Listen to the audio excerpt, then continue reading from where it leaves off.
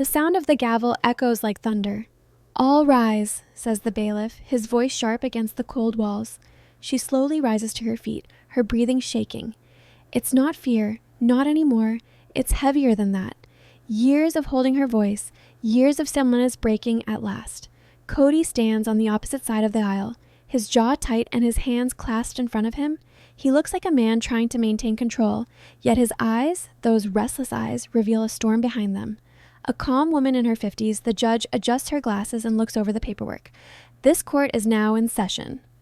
Case number 23-1045, Courtroom Brown versus Kody Brown. A chill runs through the room. Cameras are banned inside, but it doesn't matter. The world is already watching.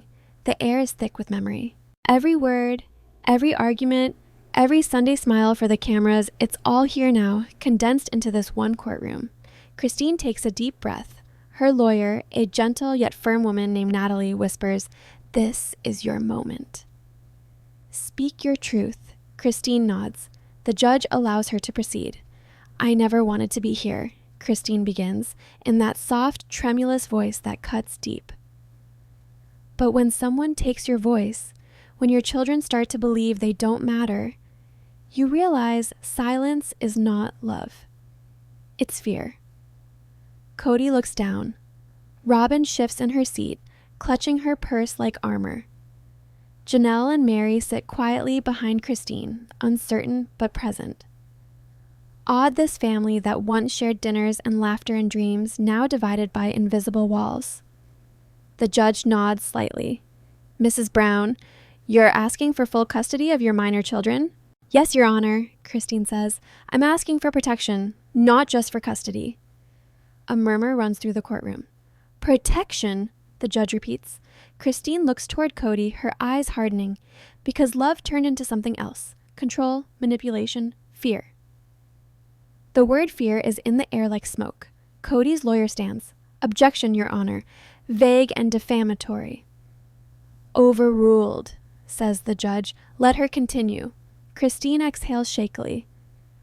"I thought I was weak for wanting out for years, but it wasn't weakness, it was survival. I loved a man who loved the image of a family more than the people inside it." Kody finally speaks in a low, cutting tone.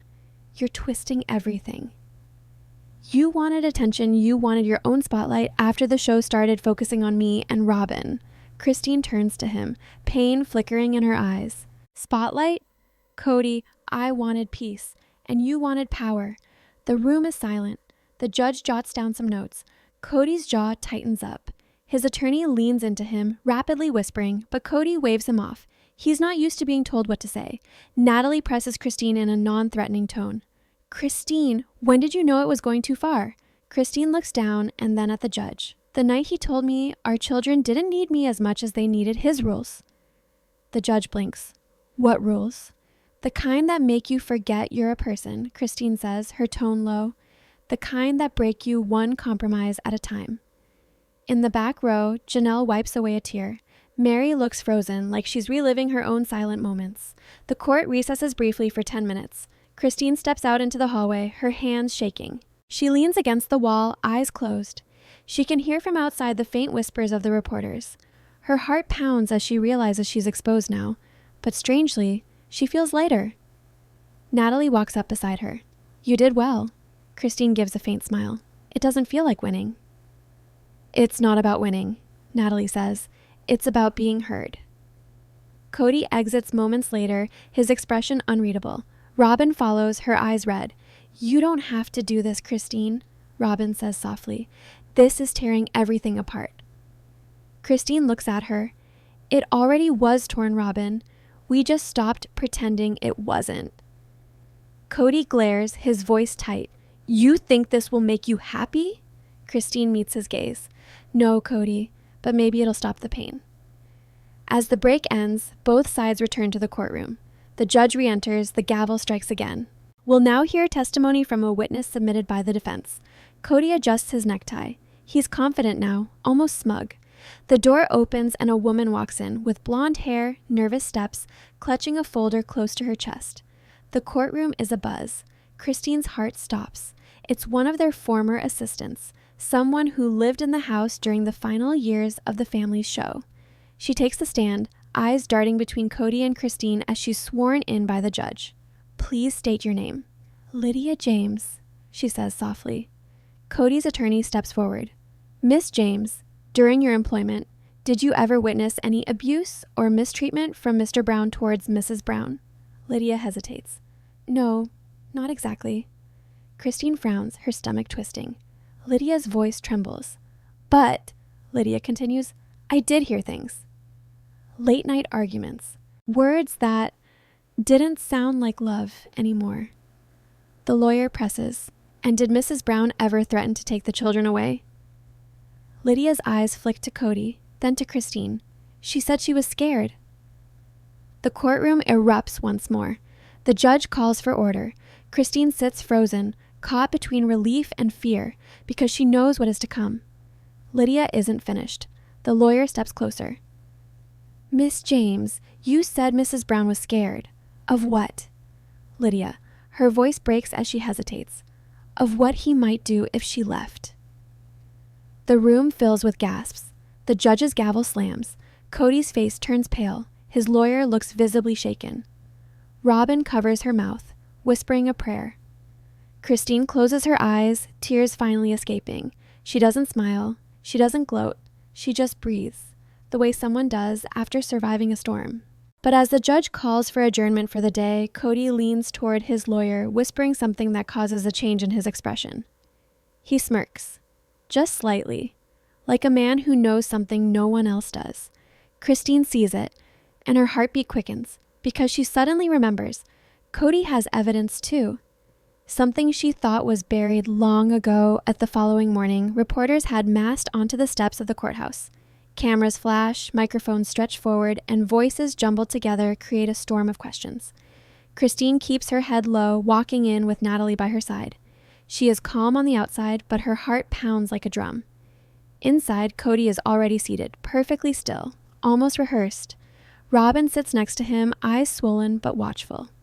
Janelle and Mary sit in the gallery again, silent witnesses to a family on trial. The judge enters. This court will resume the proceedings for Brown versus Brown. "Mr. Brown, your defense may continue."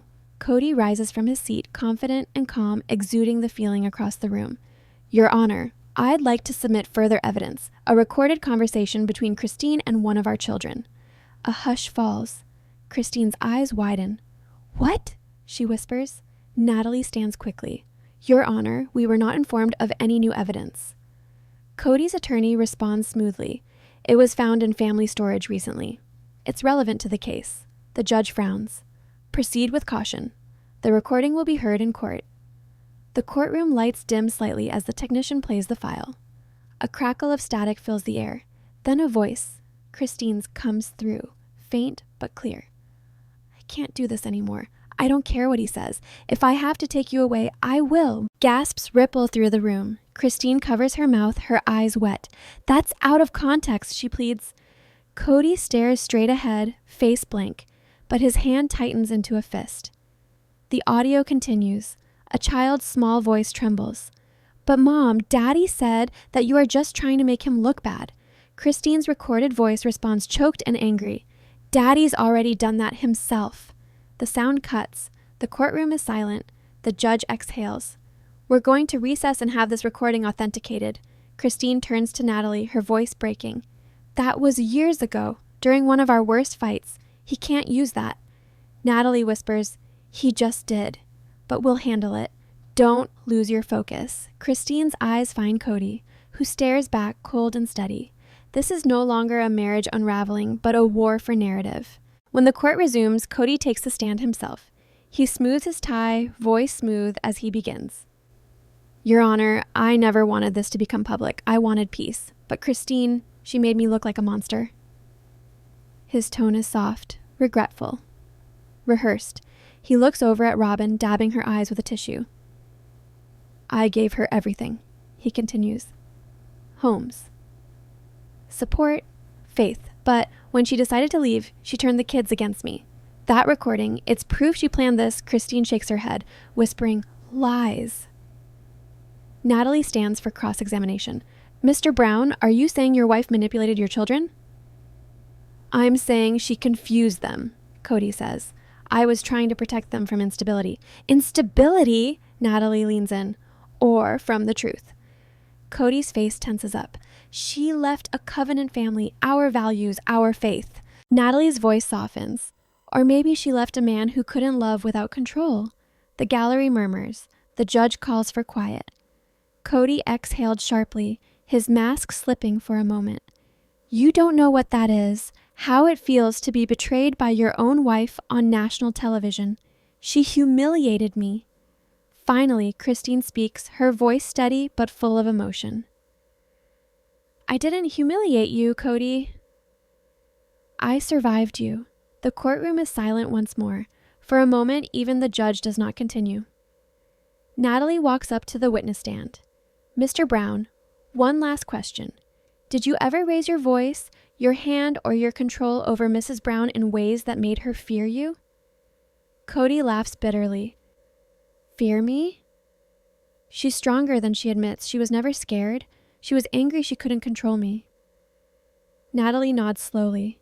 Interesting, because every document, every message we've submitted shows otherwise. She motions to the clerk. Your Honor, I'd like to enter into evidence a personal journal entry of Mrs. Brown back 2 years before the separation, written the night she first considered leaving. The judge allows it. Christine closes her eyes. She knows what's coming. Natalie reads, Tonight, I locked the bedroom door. I've never done that before, not because he'd hurt me, but because he doesn't see that silence can hurt too. I can't remember the last time he asked what I felt. Maybe he doesn't want to know. The room falls silent once more. Even Kody looks taken aback, shaken, even if only for a second. Robyn mutters something under her breath, like a prayer. The judge leans forward. Mr. Brown, did you ever read this journal? Kody exhales. No. Would it have changed anything if you had? He looks away. Probably not. Christine looks down, tears on her cheeks. Not victory, but grief. Of a kind that happens when you hear the truth finally said out loud. The court is dismissed today. Christine takes her time and slowly gets her things together. As she turns to leave, Kody stands near the table, whispering low so only she can hear. You think this ends with you winning? You've forgotten what I know. Christine freezes. What are you talking about? Kody smirks. Ask Janelle. She's not as loyal as you think. Christine's breath catches. She looks toward Janelle, who's standing in the gallery, eyes downcast. Christine stares at Janelle, heart pounding, the walls of the courtroom suddenly feeling too small. The weight of years, friendships, sisterhood, everything she trusted, now feels uncertain. Outside, the cameras are flashing again as Kody walks out with Robyn, while Christine lingers behind, still staring at Janelle through the glass doors. Because if what Kody just said is true, then the next witness might not be an enemy. It might be her best friend, and that's when she realizes the real trial hasn't even begun. The morning of the third hearing weighs heavier than the last. Rain falls gently over the steps leading to the courthouse, every drop sounding like the ticking of the clock. Christine walks through the throngs of cameras, each flash making her heart ache, while Natalie keeps her steady, whispering, "Today might hurt." Stay focused. Inside, Kody sits with Robyn, perfectly composed, with a slight smile on his face. That sort of smile that doesn't reach the eyes. He looked every bit like a man who knew something nobody else did. Christine feels his gaze burning into her back. The judge enters.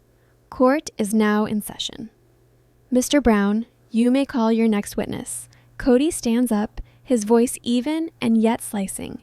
Your Honor, the defense calls Janelle Brown to the stand. Christine's head whips to the side as Janelle freezes for a moment, then stands up, clutching her purse tightly. She walks towards the witness box with slow, hesitant steps, as if every step costs her a piece of herself. Natalie whispers, "Stay cool." Let her speak first. Janelle is sworn in. She takes a seat, not looking at Christine. Kody's attorney steps forward. Mrs. Brown, you've known both parties for years, correct? Yes, Janelle says softly. And in that time, you've seen their relationship from within? Yes, the lawyer nods. Tell us, in your opinion, what led to this point?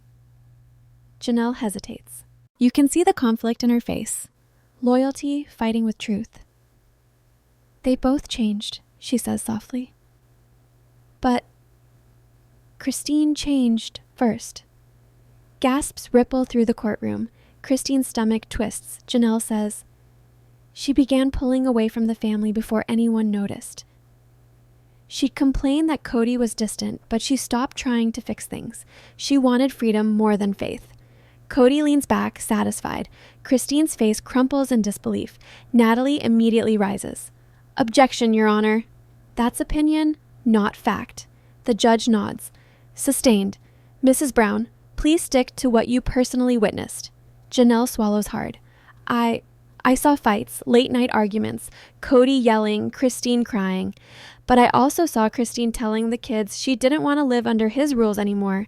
She said if he didn't change, she'd take them away. Christine whispers, Janelle, why are you saying this? Janelle looks at her, tears forming. Because it's true, Chris. You said those words to me yourself. Christine's throat tightens. That was me begging for help, not planning an escape. The courtroom falls silent again. The air has an electric feeling charged with old wounds and shattered trust.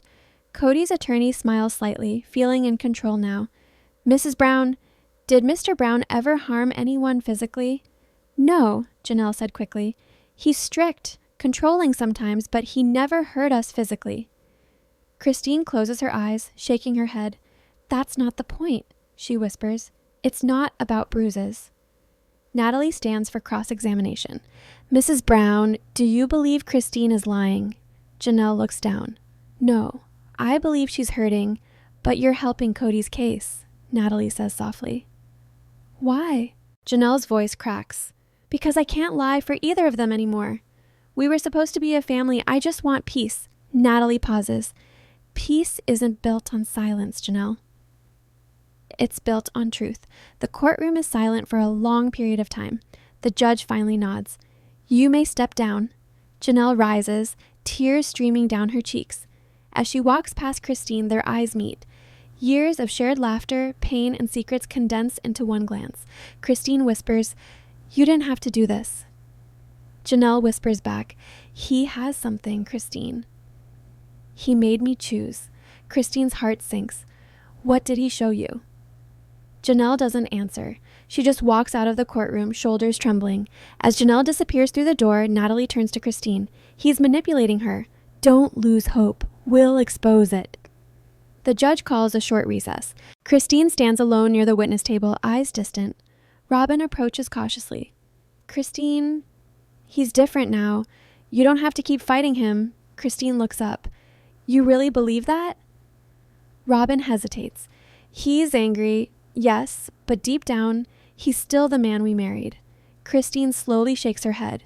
No, Robyn. That man disappeared the moment control mattered more than love. Tears well up in Robyn's eyes. He's breaking too, you know. Christine sighs. Then maybe breaking is what we all needed. Court resumes. Natalie requests to call a rebuttal witness, someone who worked with the family off camera. The judge allows it. The side door opens and a man in his 40s enters, dressed neatly, calm but with a serious look. Christine frowns because she recognizes him. He was once a production assistant on the show. He takes the stand. My name is Mark Evans. I worked with the Brown family for 5 years while filming. Natalie nods. Mr. Evans, during that time, did you ever witness moments that were edited or hidden from the public? Mark nods slowly. Many. It was supposed to be the show of harmony, but it was chaos behind the scenes. Kody controlled every narrative. If anyone disagreed, that footage never made it to air. The courtroom murmurs. The judge motions for silence. Mark continues. There was one night. I'll never forget it. Christine came to the set crying. She said she'd had enough, that she couldn't pretend anymore. Kody told the crew to cut everything. He said, no one sees my family fall apart on camera. Christine closes her eyes and covers her mouth with her hand. Kody's face hardens, his jaw twitching with anger. Natalie leans forward. Mr. Evans, are you willing to submit your emails and notes as evidence? Yes, says Mark firmly. I kept copies of everything. He threatened my job for even keeping them. Kody slams his hand on the table. This is ridiculous. He's lying. The judge glares. Mr. Brown, one more outburst and you'll be held in contempt. The gavel strikes. The silence returns. Christine finally feels the tide turning. For the first time, truth feels louder than fear. But just as the day seems to be closing in her favor, Kody leans over to his attorney, whispers something, and then slides a brown envelope across the table. The barrister nods, gets to his feet, and says calmly, "Your Honor, we have one final piece of evidence to present, something that may redefine this entire case." The judge raises an eyebrow. "Proceed." He opens the envelope to reveal a stack of printed text messages. He holds one up. "These," he says, "are messages between Mrs. Brown and a man she contacted weeks before filing this case." Christine freezes. No, that's not." Natalie stands up. "I object. This is irrelevant to custody." But the damage is done. Reporters scribble. The judge's eyes narrow. Kody speaks up for the first time, his voice even and devastating. "Your Honor, my wife wasn't just planning to leave me. She was planning to take everything." Christine stands up, still trembling. "That's a lie." But the smirk on Kody's face says it all. Across the courtroom, Robyn looks away like she knew this all along. The judge slams the gavel down. "Court is adjourned until tomorrow morning." Christine sinks into her chair, tears slipping down her face. The cameras outside wait. The whispers will spread. And as she looks across the courtroom at Kody, calm, collected, victorious, she realizes the fight isn't just for custody anymore. It's for her name, for her truth, for her soul. The air is heavier than ever in the courtroom. Cameras flash as Christine takes the stand once more, her expression calm, almost too calm. But those people in that room and the viewers at home can feel it. This is the calm before the storm. Kody leans forward onto the defense table, speaking softly to his lawyer, but his eyes never leave hers. For the first time, Christine doesn't look away. Her voice is unwavering. "Would you like to know when I stopped being afraid of him?" she asked directly to the judge. "It was that night when he told me family only matters if you listen to him." The courtroom murmurs. Even Robyn looks down, concealing her face behind shaking hands. Kody's attorney immediately objects. A speculation. Emotional manipulation. But the judge waves her hand. "Overruled. Let her speak." Christine continues, her voice breaking a little now, the strength fading into raw pain. "He said if I left, he'd make sure I never saw the kids happy again, that I'd ruin everything God gave us. But what kind of God asks you to stay where your soul is dying?" Her words hang in the air like a confession and a verdict all at once. The judge leans forward, visibly affected. "Mrs. Brown, did you fear for your safety?" Christine nods slowly. "At times, yes. But more than that, I feared for my daughters. I didn't want them growing up thinking that love meant silence." The courtroom is silent. Even Kody, for all his bluster and pride, seems cornered not by evidence, but by emotion. And then Robyn rises. "Your Honor," she says, trembling, I can't keep sitting here pretending I don't know things." The room fills with gasps. Kody's face twists. Anger, fear, disbelief. "Robyn, sit down," he snaps, but she doesn't. "I need to tell the truth," she says, tears streaming down her face. "Because if Christine is guilty of anything, it's trying to survive a man who thought love was control." Whispers explode in the courtroom. Reporters scramble to write, record, capture the chaos. Kody now stands, slams his hand onto the table. "You think you're innocent, Robyn? You think you didn't play a part in this?" Robyn's voice shakes. "Yes, I did. I let you break them one by one because I thought keeping peace was better than losing you." The judge bangs her gavel. "Order! Order in the court!" But the storm can't be silenced now. It is too late. Christine sits frozen. Anger, sadness, and relief swirl within, colliding into a quiet strength. Robyn steps forward, holding a folded piece of paper.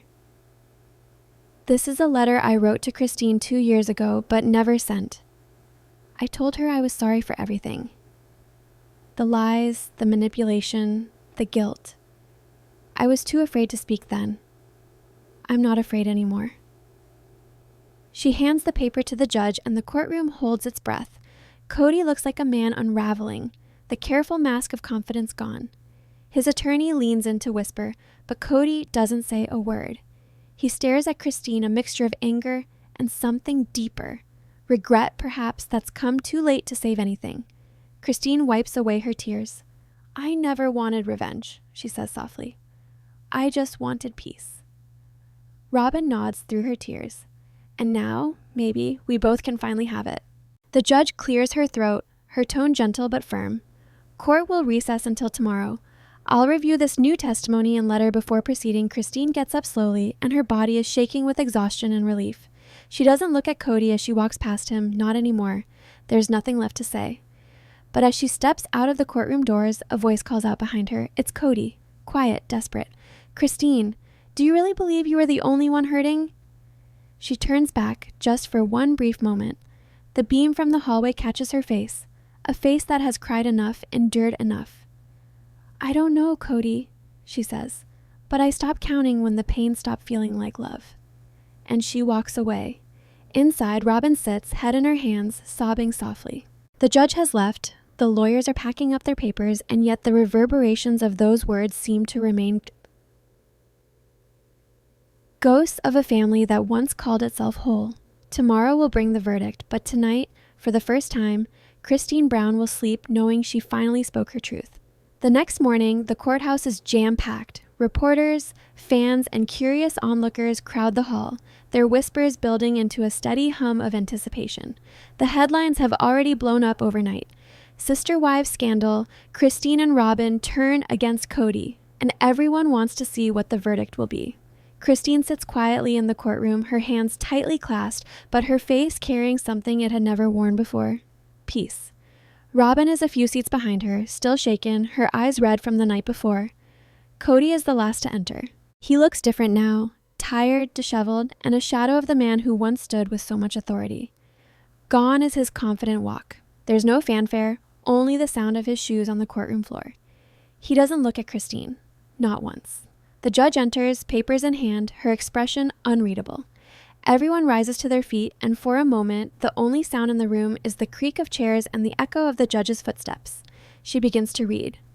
This court is aware of the emotional, psychological, and financial damage caused within the structure of the family brought before it. No criminal charges can completely describe the alleged complexity of these relationships, but this court finds that a pattern of coercion, manipulation, and emotional control has been testified to. Christine closes her eyes. Tears roll down her cheeks, not of fear, but of validation. The judge continues in a strong voice. The court, therefore, grants full custody rights over her minor children to Christine Brown with financial independence from all joint family accounts. The court hereby orders a formal investigation into the mismanagement of shared assets under Mr. Kody Brown's name. The room erupts, gasps, murmurs, the clicking of cameras. Chaos now floods the space. Kody slams his hand on the table. You can't take my family from me, he shouts. The gavel of the judge comes down hard. Order! But Christine doesn't flinch. She looks at him for the last time. Her voice is calm but full of power. You already did that yourself, Kody, long before I ever stepped into this courtroom. Robyn sobs softly, concealing her face. Janelle sits quietly in the back and closes her eyes to whisper a small prayer. The weight of years' lies, guilt, and silence all seem to lift at once. Kody leans back into his seat in a defeated manner. The man who had claimed divine leadership looks so tiny, human, and fragile. Christine stands, takes a slow, deep breath, and turns toward Robyn. Their eyes meet, not as rivals, not as wives, but as women who survived. Robyn says in a whisper, I'm sorry. Christine gives a small nod. Me too. She approaches the door, the sound of her heels echoing through the courtroom as final punctuation marks to a long and painful story. The crowd waits outside, cameras ready. Reporters shout their questions. Christine! What will you do now? She smiles faintly.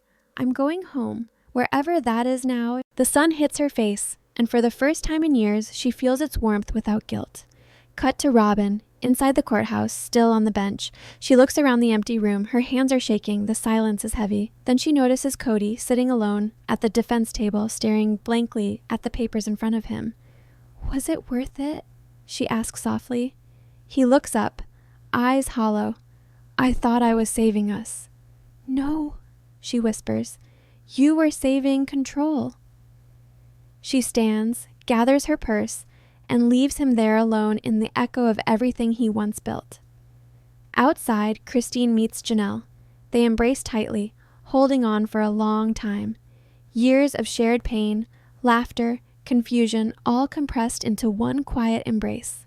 "I didn't think we'd make it this far," Janelle says softly. "We didn't," Christine replies with a sad smile. "We started over." They walk away together, through the flashing cameras and chaos to a world that is finally theirs again. As the scene fades, the narrator's voice returns, calm, reflective, carrying all the weight of what we've just seen. Love built this family. Faith kept it alive. But truth tore it apart, and maybe that's the only way it could ever be rebuilt. The screen fades to black, leaving only the faint echo of Christine's final words.